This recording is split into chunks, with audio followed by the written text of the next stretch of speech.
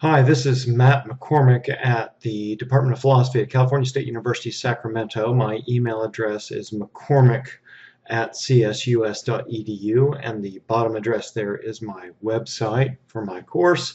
Today I want to talk about a important new position in philosophy of religion coming from Alvin Plantinga from Notre Dame.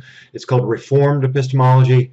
And the first question of a three-part lecture we're going to have. The first question is belief in God basic? And here's what we mean by basic for Plantinga. Plantinga Plantinga gives up on the natural theology approach to proving or justifying God, the one that we've been familiar with all semester long. So natural theology, if you don't recall, is this view, or is this attempt to produce an argument with the existence of God as the conclusion using some premises or evidence other than God exists. So you're trying to prove that God exists on the basis of some other independent grounds, some other less controversial evidence that everybody can agree on, and if that implies the existence of God, then people ought to accept the conclusion that God exists on the basis of that argument. But Plantinga is going to reject that approach. So Plantinga is saying that there aren't other more basic fundamental things that we know upon which we base our belief in God. God itself, believing in God itself, is a foundation. He argues that knowing God is direct, immediate, and basic, and that's going to be a special technical notion for Plantinga, and I'm going to give some details here shortly. So Plantinga argues, in effect, that we shouldn't need to justify believing in God on the basis of anything else. God's more foundational. Believing in God itself is a foundation of our belief systems upon which other beliefs are based. And this is going to be familiar in some ways, and lots of people are very sympathetic with this view. But surprisingly, this view doesn't really come up, and doesn't really come out until the 80s or 90s, 1980s or 1990s, when Plantinga comes up with it.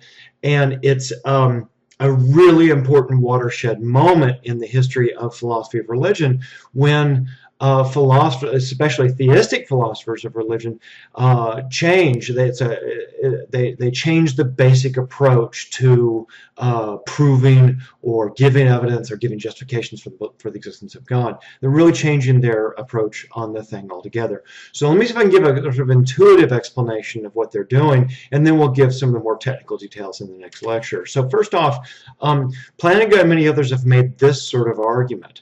Consider some beliefs that we all have and that we never seriously question. One of them, for instance, is that when you're around other human bodies, the existence of a mind is immediate and intuitive and obvious. Even though you can't see it, I can feel my mind, so I'm aware, intuitively aware, directly aware of the existence of my own mind.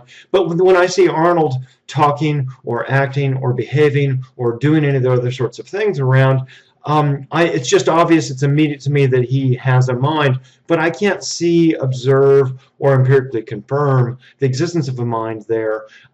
His doing all that stuff without a mind is also a possibility, or the same sort of observations are compatible with Arnold's not having a mind. He could be a robot from the future, after all, with no mind at all. So here's a belief that we take as immediate, intuitive, obvious, direct, and Plantinga is going to say basic. That is, the existence of other minds is a basic foundational belief. We think they're out there, but we can't give nor do we need to give a empirical or an argument in favor, inferential argument in favor of their existence. Okay, next.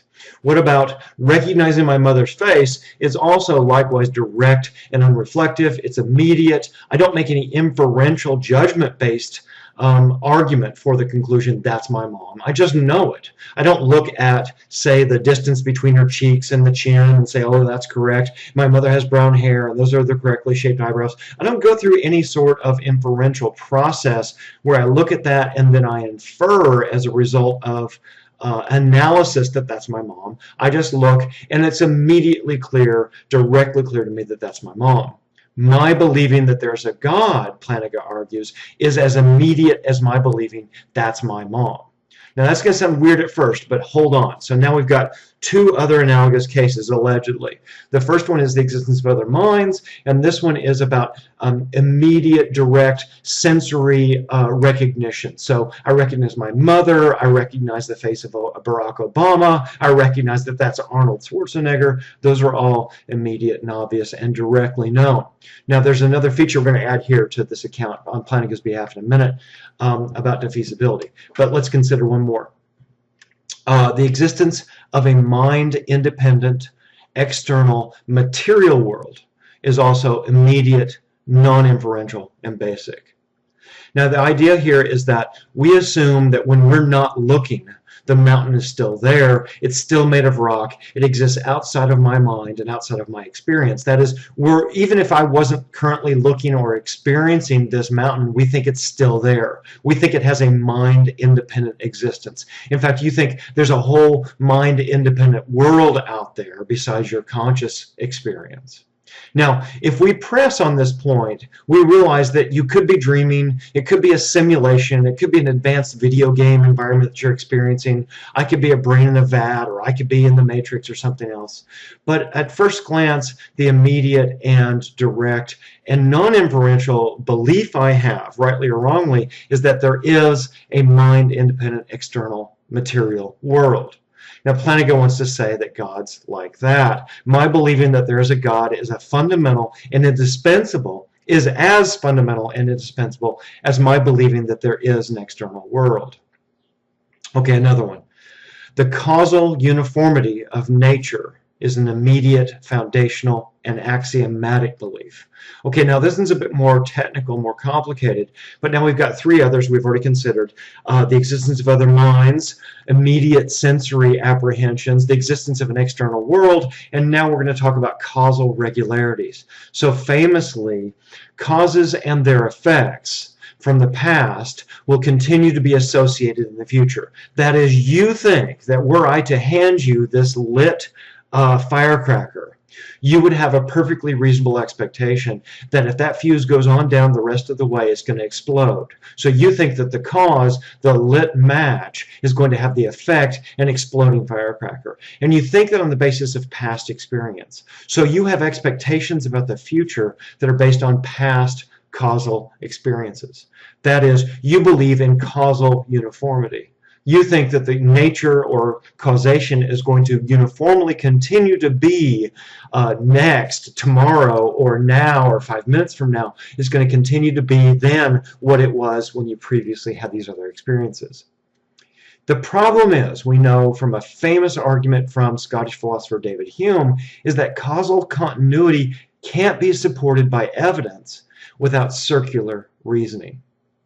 Now this is hard, this is a technical argument, this takes a couple weeks to explain in a history of modern philosophy class, so I'm going to do it very quickly here.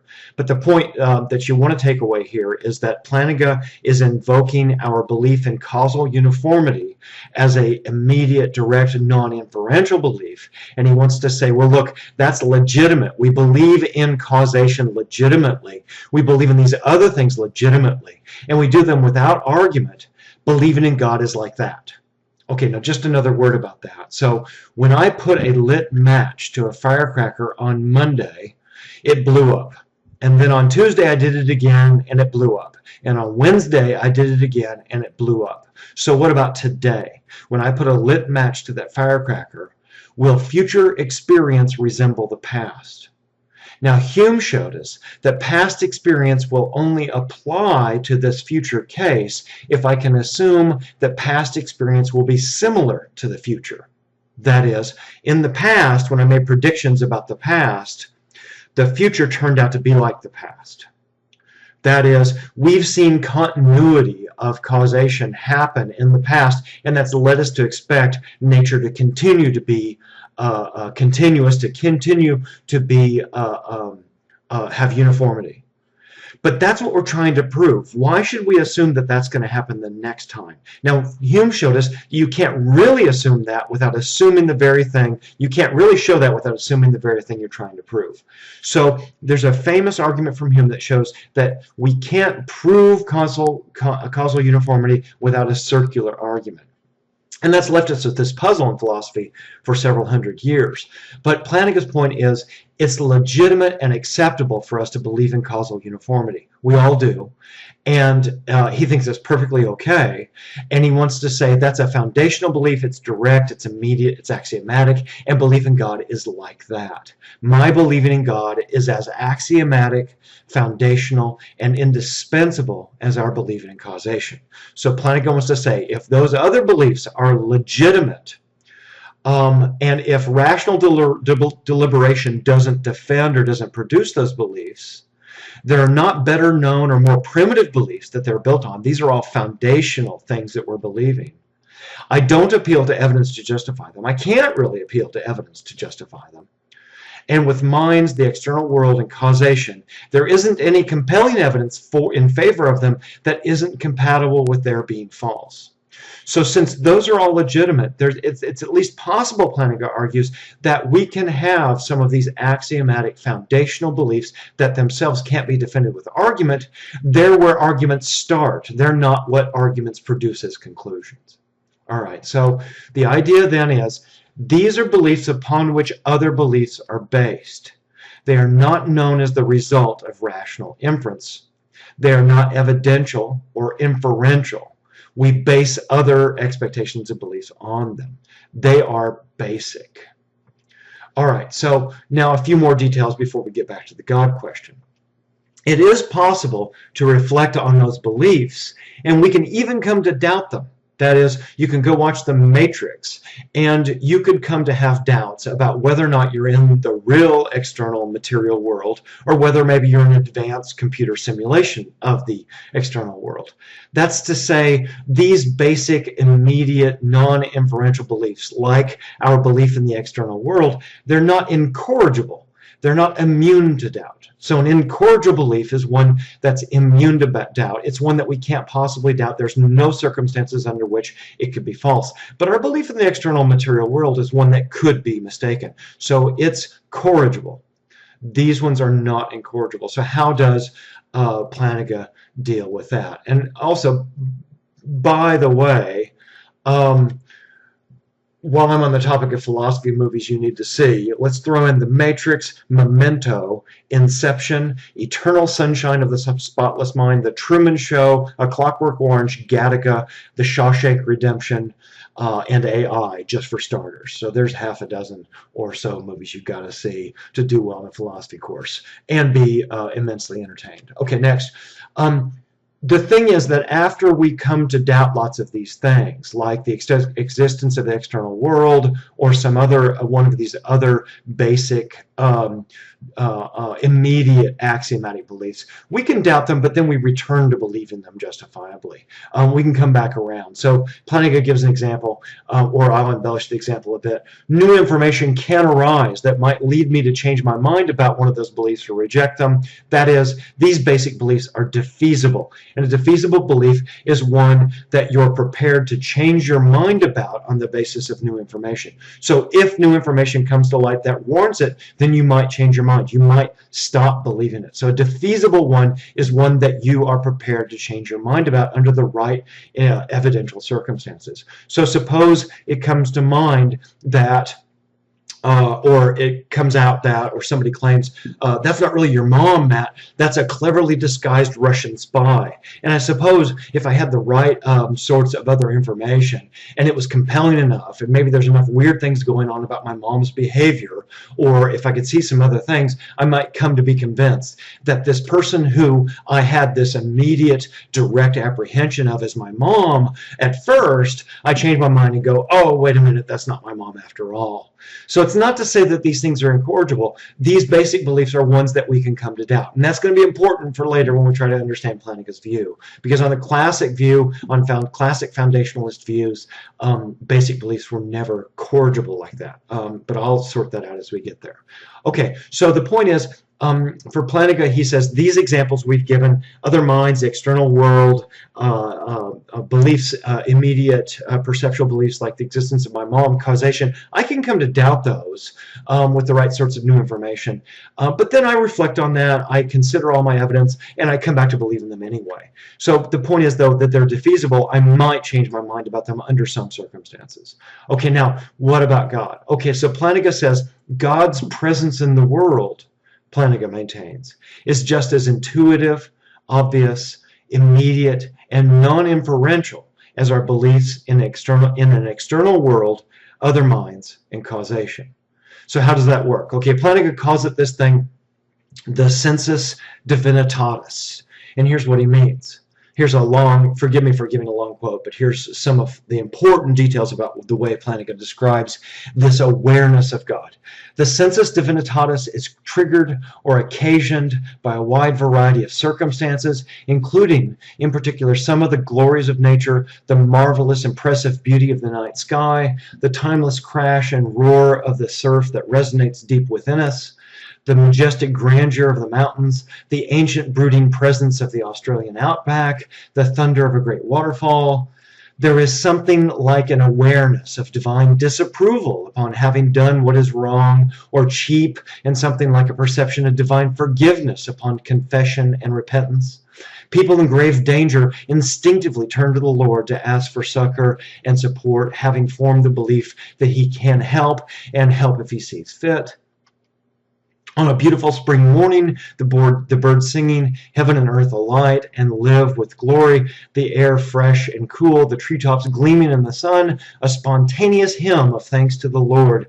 Thanks for your circumstances and your very existence may arise in your soul.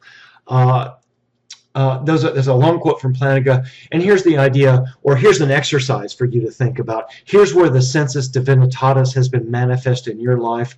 What are the most God-ish moments that you've ever had?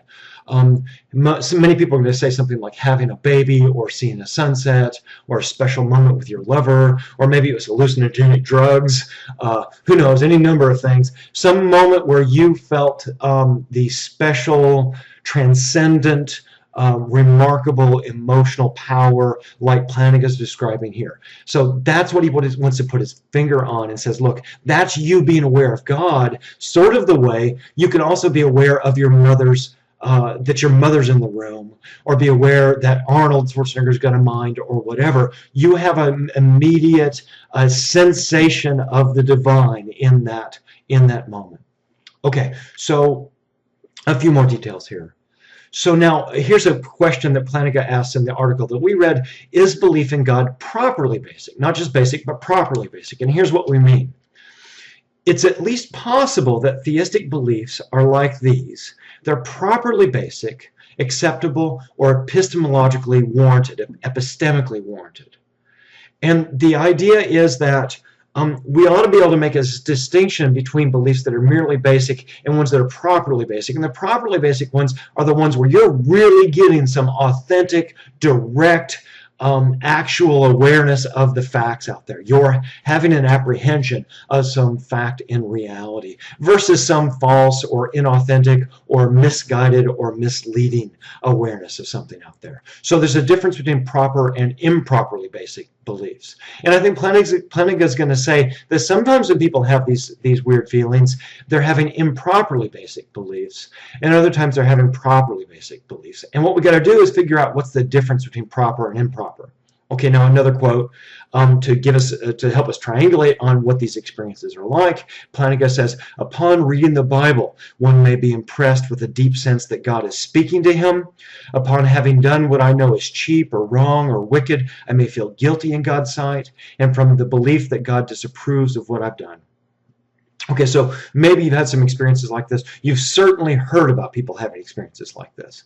Okay, so as Plantinga sees it, many people have a sensus divinitatis, or a powerful sense that they are in the presence of God, that God disapproves of them, that God blesses them, God is speaking to me, God has created all of this, God is to be thanked and praised. And we know that lots of people have this feeling. We also know that 92 to 95% of Americans believe in God. And this may not be exactly the Sensus Divinitatus that Plantinga is talking about, but here's some numbers from a recent reputable Pew survey about Americans and their religious beliefs. 31% of Americans say that their prayers result in definite, specific answers from God once a month. So lots of people, a third of the population, think that they're in kind of direct contact with God through their prayers, and then God answers that prayer and gives them something they're asking for. Another 19% say that they receive direct answers to specific prayer requests at least once a week. So you put those two together, and you get 50% of the population think that their prayers are being directly, specifically answered once a week or once a month. So lots and lots of people, 150 million people in the United States, believe that they're talking to God or they're having experiences of God on a regular basis, and then God is producing results for them. All right, so there's no question that lots of people are having something, some kinds of feelings, and the examples here are abundant, right? Here's an old-timey religious revival with lots of people having feelings of elevation and excitement and transcendence and powerful emotions. Here's a guy having a very powerful sense of spiritual, of being overwhelmed spiritually about stuff that's happening to him. Here's thousands of people in the arena having powerful feelings of the presence of God. I suppose we could also pull up a picture like that about a Justin Bieber concert and get some similar results. Here's a bunch of people having powerful feelings of some sort of emotional excitement, and something's going on here. It turns out in this last case, though, this group of 6 people are all actually having special experiences from Oprah. Oprah just gave all of them a car or a hot tub or something special. Okay, now back to Plantinga's point. Plantinga's argument, roughly speaking, is this: if people are epistemically entitled to believe that's a tree, or that's my mother, or he's angry, or there's an external world, or there's causal uniformity, or there's other minds out there, and if they can believe all those things without evidential, inferential justification, then so is the person who feels the presence of God and draws a similar sort of immediate apprehension out of that experience. If you're justified in looking at a tree and saying that's a tree without doing any complicated evidential inference, and Plantinga says that's the way we recognize trees and your mother every day, and if you can do that, then you ought to be able, justifiably, to do the same thing about your feelings about God. You have an awareness, an intense feeling of the presence of God, and that can lead you to apprehend God just the way you apprehend trees. A kind of direct realism awareness of God. And if the believer then seriously considers the evidence, the problems, the implications associated with believing in God's existence on the basis of those experiences, but finds the belief is not rationally defeated, then the belief God exists has epistemic warrant for them. And here's getting at part of what Plantinga means by properly basic beliefs. And here's his idea. You look at that woman, you say, oh, that's my mother. And somebody goes, no, I think it's a cleverly disguised Russian spy. You look closer and you think, no, that doesn't really fit. Or you hear about 9/11, you hear a conspiracy theory about why 9/11 didn't happen the way you thought it did. You reflect on it and then you reject that and you go back with your original conclusion. You're justified if you've done your homework there and you've thought through the implications of the doubts. So it now has epistemic warrant for you. Plantinga says you're good to go. You've reflected on this feeling you've had, and you've thought about the other possibilities, and then you've concluded that it's okay to go ahead and believe anyway. Okay, so when is this sort of belief, God belief, properly basic? And Plantinga thinks that if the believer does her epistemic duty by reflecting carefully on the reasons that might defeat this sense of God, that is, she thinks about the legitimate doubts that are out there, and she remains convinced that it is God, so that the defeaters out there don't really manage to undermine her conviction that she's in the presence of God, then her belief in God is epistemically inculpable. She can't be faulted. It's okay for her to believe she's got warrant in that kind of case. She would then be within her epistemic rights to believe and to claim to be justified. She's fine. She's good to go in that case. Maybe the experience of God she's having is so powerful that he gives her something, and Plantinga didn't use this term, but William Lane Craig and some other people have said this, it'll give you a defeater. That is, you've got this powerful feeling that it's God that's present, and now you've heard these doubts or heard these possible defeaters, but the original sensation or sensus divinitatus is so powerful that it's a defeater. It undermines any of these possible doubts. Okay, now that's when you get a properly basic belief. Now, let's summarize and we move on to the other two parts of this lecture. So Plantinga argues that we already have legitimate, immediate, non-inferential, direct, defeasible basic beliefs. We believe in minds, causation, the external world. I believe that that's my mom when I see her, and I believe in God that way. The sensus divinitatus, and we all have it, is an awareness of God in all of us that manifests in different circumstances. Comes out in different ways in some of us. You may have had some powerful experience at some other kind of in some other kind of circumstance, and that's the sensus divinitatis coming out, but maybe it's distorted or warped, or you've misinterpreted what it really is. And what Plantinga wants you to see is that that's actually God speaking to you. And furthermore, someone who has the sensus divinitatus and who doesn't find the non-God explanations convincing is epistemically warranted in believing that God exists on the basis of those feelings.